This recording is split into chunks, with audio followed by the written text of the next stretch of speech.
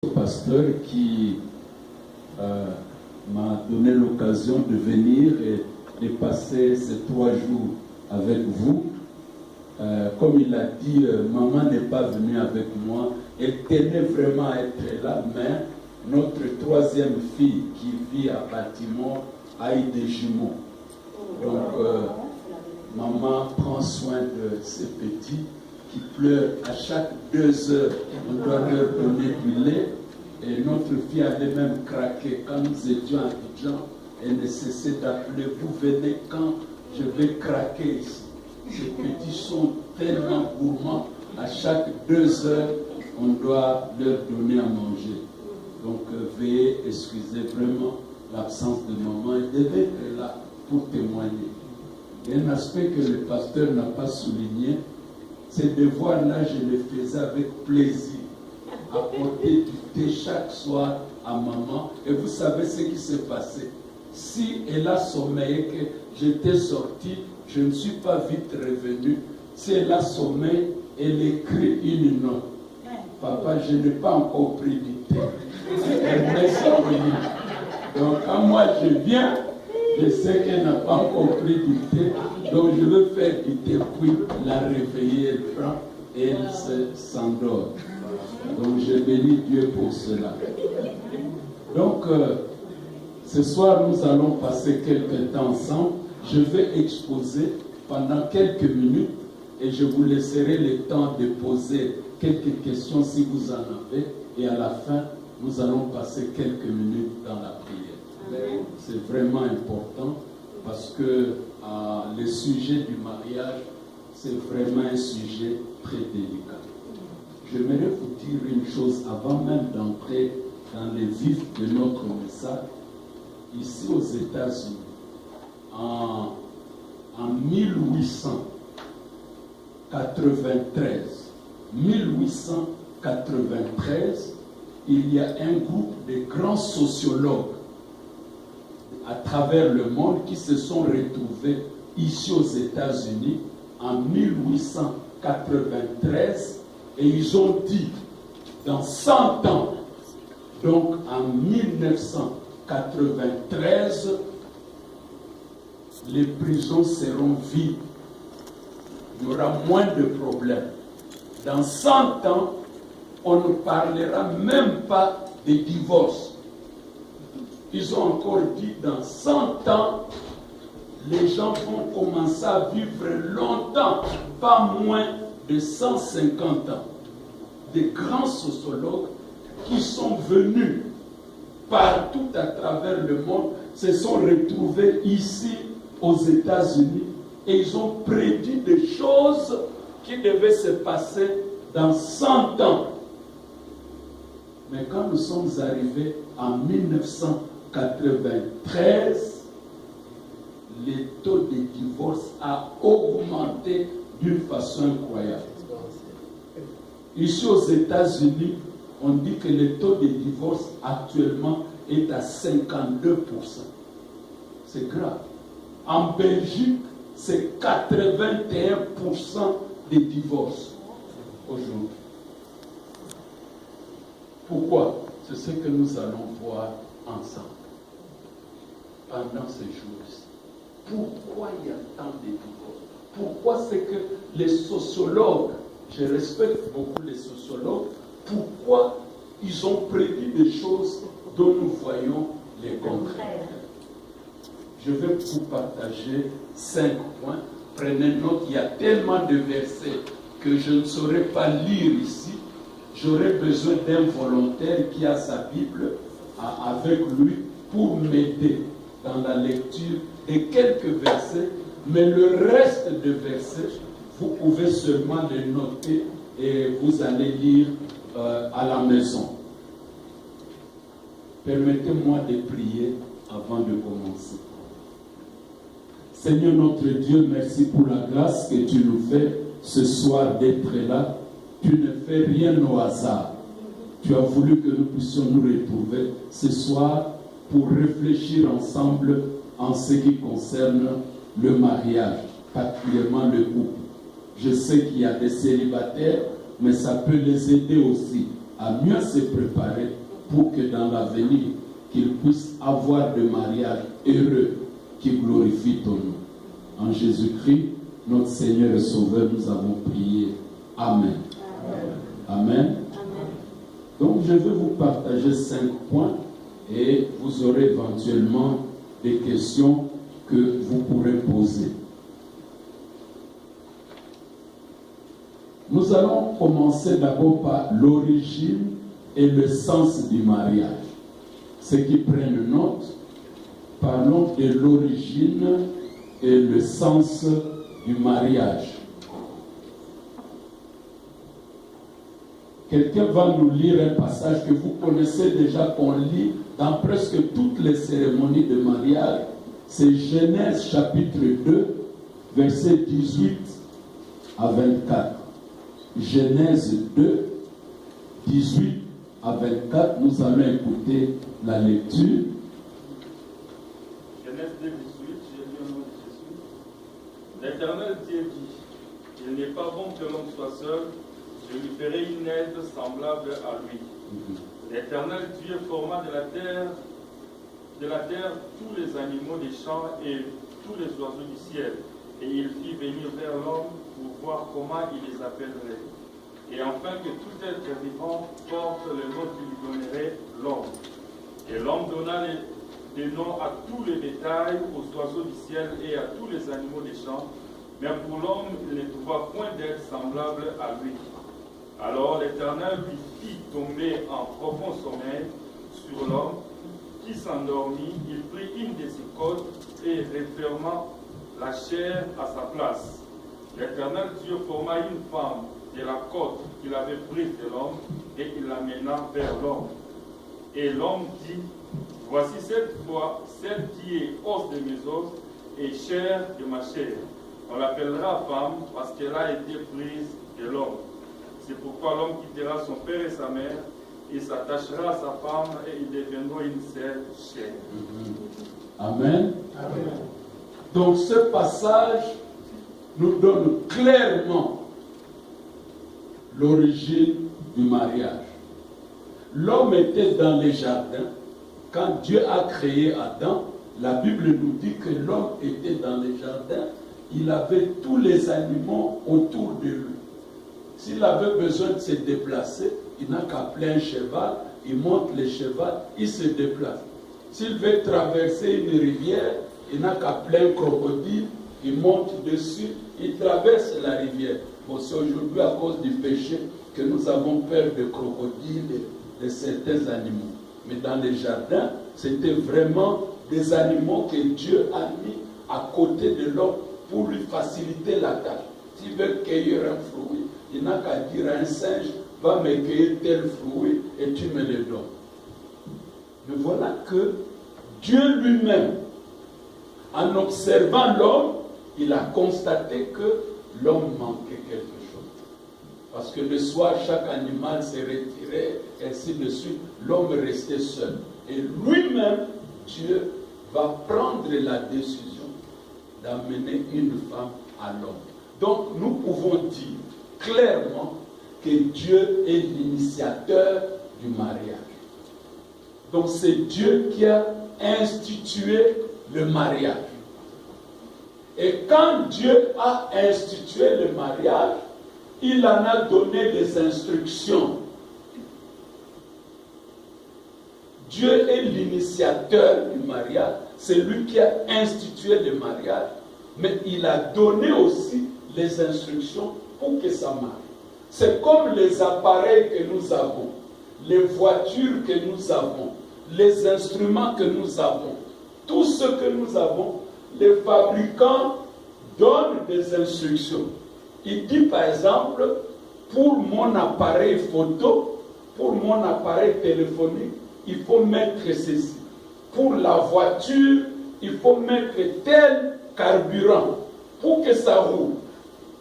Tu ne peux pas dire, c'est ma voiture, c'est mon argent, au lieu de mettre de l'essence, moi je veux mettre l'huile de palme. Ça va marcher, n'est-ce pas? Quand tu dis non, non, c'est ma propre voiture à moi, c'est moi qui l'ai achetée, au lieu de mettre de l'essence ou du gasoil, moi je veux mettre l'huile de palme. Ça ne peut pas marcher. Il faut respecter les instructions du fabricant. C'est la même chose avec le mariage. Puisque c'est Dieu qui a institué le mariage, il a donné les instructions. Tu ne peux pas dire, c'est moi qui suis l'homme ici, il faut que tu fasses ce que moi je pense. C'est moi qui ai la femme, c'est moi qui t'ai accepté, il faut que tu te soumettes à moi. Tu dois suivre ce que celui qui a initié le mariage a dit. C'est ce que nous allons voir. C'est très important. Et moi, je veux vous dire une chose. Presque tous les problèmes que les gens ont dans le monde, c'est parce qu'ils n'ont pas pris au sérieux le mariage. Si vous voulez avoir des problèmes dans votre vie, allez à l'encontre de la volonté de Dieu, qui est de mettre l'homme et la femme ensemble. Il y a trop de versets, vous allez les noter et aller vérifier à la maison. Exode chapitre 20, verset 12, notez seulement, on ne va pas lire, Exode 20, verset 12, là on dit même comment l'enfant doit se comporter. Si tu veux vivre longtemps sur cette terre, voici ce que tu dois faire. Il y a Romains chapitre 13, verset 7, Romains 13, 7, Matthieu chapitre 19, verset 3 à 6. Matthieu 19, 3 à 6. Donc, Dieu a institué le mariage, Dieu a donné les instructions, comment nous devons nous comporter. Mais n'oublions pas que le mariage comporte 3 étapes. Quand nous parlons du mariage, surtout les célibataires qui sont ici, sachez qu'on passe par 3 étapes pour vivre ensemble. D'abord, c'est le mariage coutumier. C'est l'affaire de tout le monde. Vous devez aller vers le parent, vous devez faire ceci, vous devez faire cela, pour que le mariage soit reconnu par le parent ou par la famille. Ensuite vient le mariage civil. Vous devez aller à l'état civil pour que le mariage soit reconnu par l'État. Et enfin, vous devez aller à l'église pour que le mariage soit reconnu par Dieu et par son église. Ces 3 étapes sont tellement importantes. Mais j'allais donner une précision de taille. Le mariage coutumier est négociable. Mais le mariage civil n'est pas négociable. Vous devez passer par là, sinon, quand il y a des problèmes, vous n'allez vous en prendre qu'à vous-même. Le mariage religieux, un mariage qui n'est pas béni, c'est un mariage qui est ouvert à toutes les attaques des démons. Pourquoi j'ai dit que le mariage coutumier est négociable? Parce que les coutumes diffèrent. J'étais en train de voir un peu comment les mariages se font à travers le monde. Quand vous allez en Asie, par exemple, vous trouverez qu'ils ont des coutumes qui sont tout à fait différentes que nous en Afrique, qu'ici en Amérique. Par exemple, en Asie, j'ai pu découvrir que au lieu que la famille de l'homme donne la dot, c'est la famille de la femme qui donne la dot. Par exemple, chez les hindous, là c'est encore pire parce que le mariage coutumier pour eux est sacré. La cérémonie prend même 12 jours. Beaucoup de jours, ils viennent aujourd'hui, ils appellent même le voyant. Un voyant qui doit venir, il te regarde et toi l'homme, il dit celui-ci, non, c'est pas bon. Il regarde la femme, il dit, la femme, il dit, non, c'est pas, c'est lui le voyant qui décide. À la place des jeunes gens qui veulent se marier. Chez les Zoulous, c'est comme ça. Et puis, il fixe même la date, le mois. Quels sont les mois qui sont favorables? Souvent, ils disent entre mai et juin et entre novembre et février. Si tu veux te marier en dehors de ces mois-là, tu seras maudit. Votre couple ne va pas aller loin. Ça, c'est chez les Hébreux. Et ce qui est curieux, c'est que la dot que la famille de la femme va amener, ça peut être même une maison, un terrain, des choses. Moi, j'étais en train de réfléchir. Je dis, moi qui ai 4 filles, si j'étais en Inde, j'allais souffrir. C'est moi qui allais tout le temps donner la dot, donner des maisons, ainsi de suite. Heureusement que je suis africain. Amen. Amen. Mais maintenant, quand nous venons chez nous en Afrique, nous voyons que la plupart des coutumes en Afrique, c'est la famille de l'homme qui va doter à la famille de la fille. C'est comme ça. À un moment donné, il y avait des polémiques. Il y a des gens qui disaient que non, mais vous vendez les filles. Mais nos ancêtres, nos vieux parents, ils ont dit non, on ne vend pas la fille, mais on scelle l'alliance. C'est sceller l'alliance. Donc, pour sceller l'alliance, il faut quand même quelque chose qui signifie que vous devez faire ceci. Je connais par exemple ceux qui sont du Kivu là-bas, ce n'est pas un jeu, il faut amener beaucoup de chèvres pour se marier. Beaucoup même de vaches. C'est sérieux. Mais ce qui est important, c'est que dans ces mariages-là, on voit chez nous en Afrique la particularité, c'est que ce n'est pas l'affaire de 2 personnes. C'est toute la famille. La belle famille et la famille. Tout le monde aime que c'est les jours-là, on voit des oncles, des cousins, des neveux, ainsi de suite.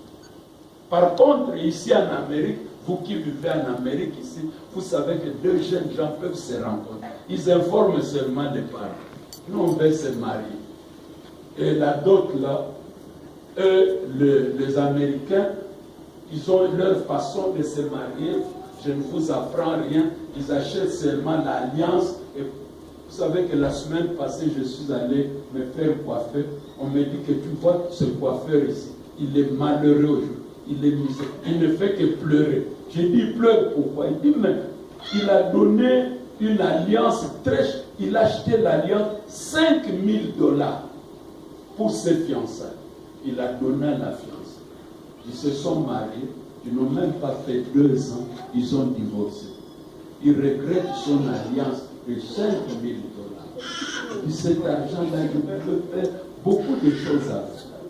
Donc voilà un peu comment les autres ont simplifié.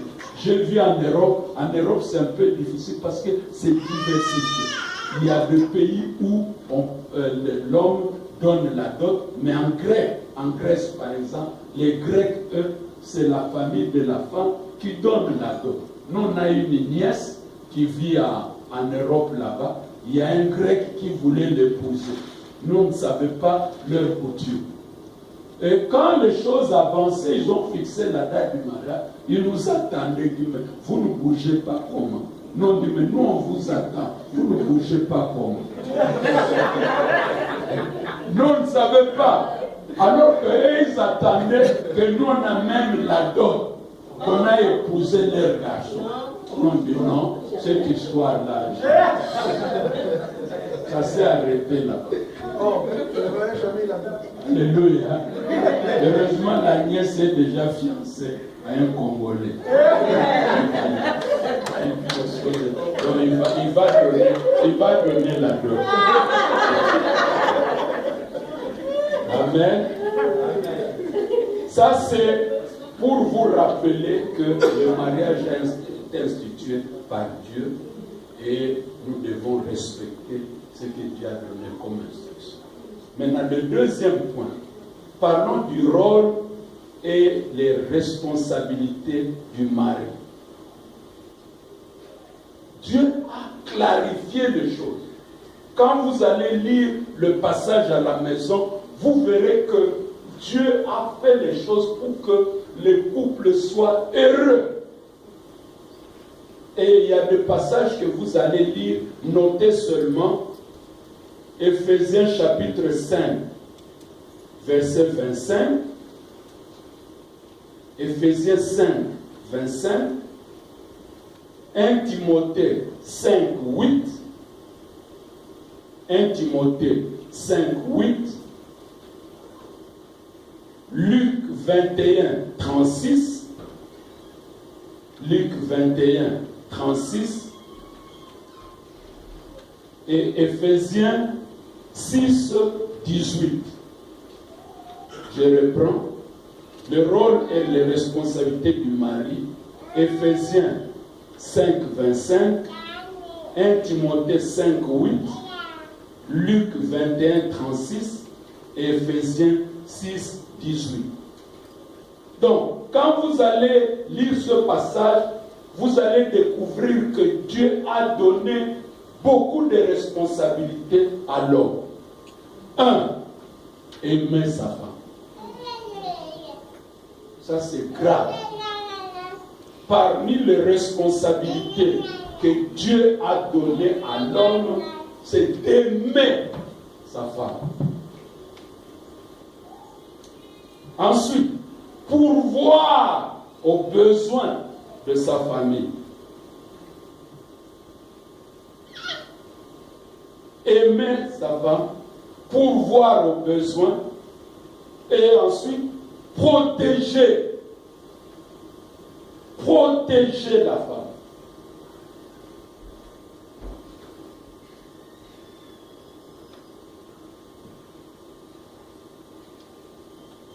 Protéger la femme. Veiller sur la femme. Et enfin, intercéder pour sa famille. Aimer, pourvoir, protéger, veiller et intercéder. Veiller sur sa femme et sa famille. Hein? Veiller sur sa femme et sa femme et sa famille. Il y a des aspects qui entrent en compte. On commence d'abord par la femme et la famille aussi. Vous savez, surtout, il faut protéger votre femme contre les attaques de votre famille. Vous savez que nos familles attaquent souvent nos épouses. Ah, ta femme est comme ça, ta femme est comme ça. Toi, tu dois veiller, protéger, la protéger. Et tu dois veiller aussi contre tout ce qui peut venir détruire la vie de ta femme. Vous savez, les femmes sont très émotionnelles. Les sectes religieuses, par exemple, ravissent beaucoup les femmes. Et l'homme a la responsabilité de veiller sur ça. Il faut veiller, c'est ta responsabilité. Tu intercèdes, tu pries pour ta femme, tu pries pour ta famille. C'est très important. Un jour, je disais à une conférence que j'ai donnée, je ne sais plus dans quel pays, j'ai dit, vraiment, nous les hommes, nous avons reçu la tâche la plus difficile. Aimer une personne. Et quand vous allez lire le verset d'Éphésiens, on dit que vous les hommes, nous les hommes, je ne m'exclus pas, nous les hommes, nous devons aimer nos femmes comme Christ a aimé l'Église. C'est grave. Quand moi j'ai analysé ça, j'ai dit, vraiment Dieu, tu nous as trop demandé. Aimer nos femmes comme Christ a aimé l'Église. Et je commençais à étudier comment est-ce que Christ a aimé l'Église. Il a aimé l'Église jusqu'à donner sa vie pour son Église. Les papas, il faut bien écouter ça. C'est un pasteur qui parle. Vous savez, un jour, j'avais trop travaillé. Ce témoignage-là, je ne l'oublie jamais. J'avais tellement travaillé que quand je revenais à la maison, je voulais conjuguer seulement 2 verbes. Manger et dormir. Donc je revenais à la maison, je dis dès que j'arrive, je mange, je dors. J'arrive devant la porte de la maison, notre fille aînée sort, papa, maman dit, n'entre pas encore. J'ai dit, qu'est-ce que maman dit, elle vient. J'ai eu peur d'abord, j'ai dit, c'est un problème ou quoi? Maman vient, il ne faut pas garer encore la voiture. Moi qui venais pour manger, dormir, ma fille dit, maman vient. Quand ma mère venait, elle dit, papa, pardon, vraiment, amène-moi au salon. C'était un vendredi soir, comme aujourd'hui. On avait un mariage le samedi. Moi, je rentre à la maison pour manger et dormir. Mais qui l'amène au salon? Je dis, mais vraiment, c'est que, pardon, papa, on va revenir. Il n'y a pas beaucoup de gens. J'ai directement le verset de Éphésiens est venu. Que j'aime ma femme comme Christ a aimé. Il dit, je veux faire comme. J'ai retourné la voiture, je l'ai amené au salon. On arrive au salon, c'était plein de femmes. Vendredi soir. Vous savez ce que j'ai fait? J'ai changé les verres. J'ai dormi d'abord dans la voiture avant de manger. Vous voyez? Et je veux vous dire une chose. Si ma femme était là, elle allait témoigner. Depuis ce jour-là, même si je la réveille à minuit ou à 1h pour me préparer le foufou, elle va le faire. Parce qu'elle sait que c'est ton mère. Je me suis sacrifié. J'ai dormi avant de manger. Alors que je voulais manger d'abord. Je ne sais pas si vous comprenez. C'est très, très important. Il y a tellement beaucoup de choses à se dire, mais le temps va vite. Je vais passer maintenant au 3e point. Rôle et responsabilité de l'épouse. Genèse chapitre 2, verset 18. Genèse 2, 18. Genèse chapitre 2, verset 18. 1 Corinthiens chapitre 7, verset 5. 1 Corinthiens chapitre 7, verset 5. Éphésiens chapitre 5, verset 22 à 24.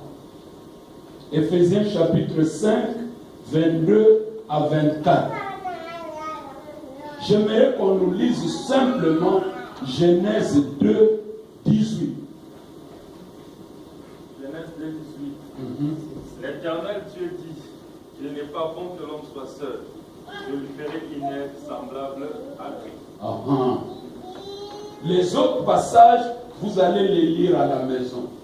Mais quand Dieu a créé la femme, l'objectif de Dieu était que la femme soit une aide pour son mari. Aujourd'hui, beaucoup de femmes sont devenues des fardeaux pour leur mari. Les hommes se posent même la question, oh mon Dieu, pourquoi je me suis marié? Je ne sais pas, ici chez nous en Afrique, on dit, celui qui se marie se met la corde au cou. Je ne sais pas d'où c'est venu. Dans ma Bible, il n'y en a pas. Il n'y a aucun verset qui dit celui qui se marie se met la corde. Selon Dieu, la femme est l'aide. Donc parmi les responsabilités de la femme, il y a d'abord aider. 2, servir. Donc la femme est là pour aider, la femme est là pour servir son mari. 3, se soumettre à son mari. Ça, je l'ai dit à haute voix, parce que c'est écrit dans la Bible. La femme doit se soumettre à son mari. 4, encourager son mari. Aider, servir, se soumettre, encourager et enfin intercéder pour son mari.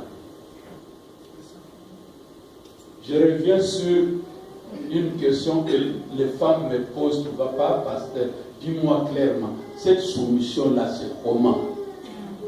Je sais que peut-être une question basse, mais ce que je voudrais vous dire, c'est que quand Dieu dit à la femme de se soumettre à son mari, Dieu ne veut pas dire, la femme doit toujours dire, oui chef, oui papa, oui, oui, oui, oui.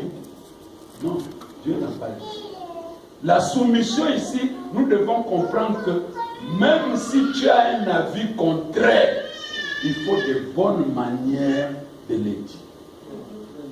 Si ton mari dit, accompagne-moi à telle fête, accompagne-moi à telle réunion, si tu n'es pas disponible, explique à ton mari, papa, j'aimerais bien t'accompagner, mais tu vois, nous les femmes, avec nos problèmes, aujourd'hui ce n'est pas possible.